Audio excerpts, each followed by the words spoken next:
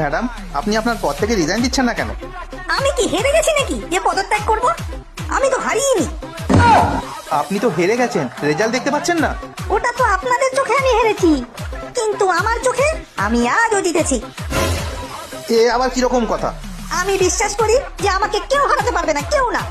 এটা তো আমাকে জোর করে আমার ইচ্ছার বিরুদ্ধে আমাকে হারানো হয়েছে। কিন্তু ম্যাডাম, ভোটের রেজাল্টে আপনি তো হেরে গেছেন, আপনাকে তো এবার পদ ছাড়তেই হবে।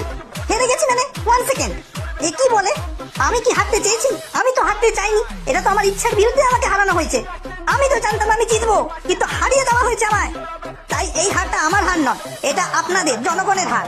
ঠিক আছে, আপনি আপনার চোখে হারেননি, কিন্তু আমাদের চোখে তো আপনি হেরে গেছেন। তাহলে এবার পদত্যাগটা করে ফেলুন। পদত্যাগ আমি করবো না, এসব উল্টোপাল্টা কথা বললেই হবে নাকি? হারিনি যখন আমি পদত্যাগ করবো না। এরকম বললে কিভাবে হবে? আপনি চেয়ারটা ছাড়লে তবেই না পরের জন এসে বসবে। পদত্যাগ তো আপনাকে করতেই হবে। জোর করে গুন্ডা মস্তান দিয়ে আমাকে হারানো